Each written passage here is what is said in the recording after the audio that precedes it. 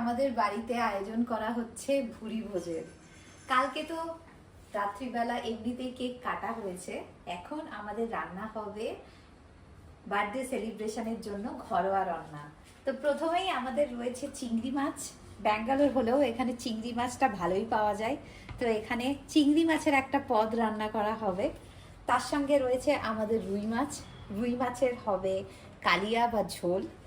তার সঙ্গে আছে পাঁঠার মাংস। এই পাঁঠার মাংসও আমরা রান্না করব।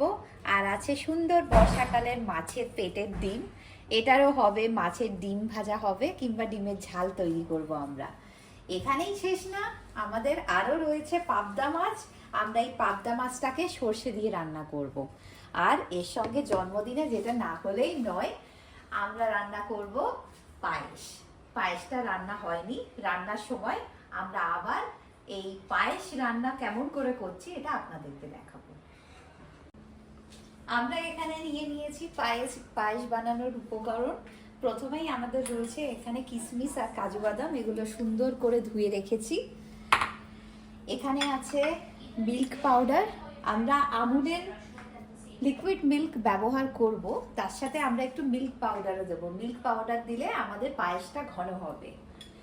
এইটা আমাদের এই রেসিপিটা আমাদের ছোটবেলা থেকে এইভাবেই পায়েস করে খাওয়া হয় আর এইভাবেই শেখা। এর মধ্যে রয়েছে গুড়ের বাতাসা, এটা কলকাতার থেকেই এসছে অনলাইনে অর্ডার দিয়ে।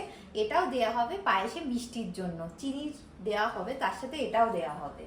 আর এখানে আমাদের রয়েছে গোবিন্দভোগ চাল, এটাকে আমরা ঘি মাখিয়ে এখানে রেখে দিয়েছি ভিজিয়ে চালকে। আর এখানে আমাদের গরম মশলা রয়েছে, গরম মশলার মধ্যে শুধু আমরা এলাচ নিয়েছি আর তার সাথে তেজপাতা, যাতে পায়েসে একটু সুগন্ধ হয় সেই জন্যে। এরপরে আমরা কড়াই চাপিয়ে তার মধ্যে দুধ দিয়ে রান্না শুরু করে দেব। আর আপনাদেরকে আরো একটু ছোট গ্লিমস দেখাবো যে কি করে আমাদের পায়েস রান্নাটা কমপ্লিট হচ্ছে। আজ আমার মায়ের জন্মদিন, তাই আমরা এখন স্টার্ট করছি আমাদের ভুরি ভোজ। যা বাজার করা হয়েছিল এখানে সব রান্না বান্না করা হয়েছে, আমার শাশুড়ি মা সমস্ত কিছু রান্না করেছে। আর এই সমস্ত রান্নার মধ্যে পায়েসটা আমি স্পেশালি রান্না করেছি, তো আপনাদেরকে দেখাচ্ছি আজকে কি কি রান্না হলো মায়ের জন্য।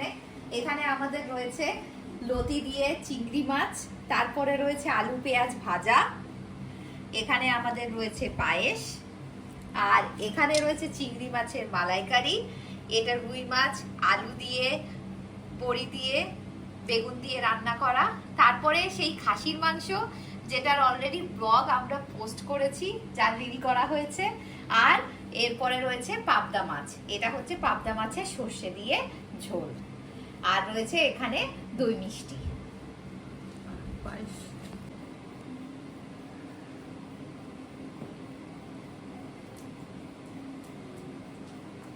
মামুনি এখন চিংড়ি মাছের মালাইকারি দিয়ে খাচ্ছে। কেমন হয়েছে রান্না চিংড়ি মাছের মালাইকারি বলে দাও আমাদেরকে। খুব সুন্দর হয়েছে, দেখে তো ভালোই লাগছে। চিংড়ি মাছটা খুব সুন্দর রান্না হয়েছে।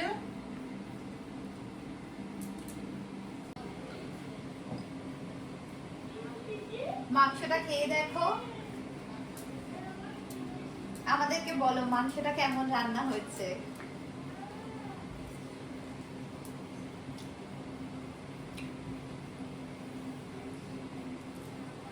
মাংসের টেস্টটা খুব সুন্দর হয়েছে, একদম সবকিছুই পারফেক্ট। যাক, আপনারা দেখলেন তাহলে মাংস রান্না মা বলছে খুব ভালোই হয়েছে আর টেস্টটা পারফেক্ট হয়েছে। তাহলে আমাদের এই ব্লগটা আজকে এই পর্যন্তই।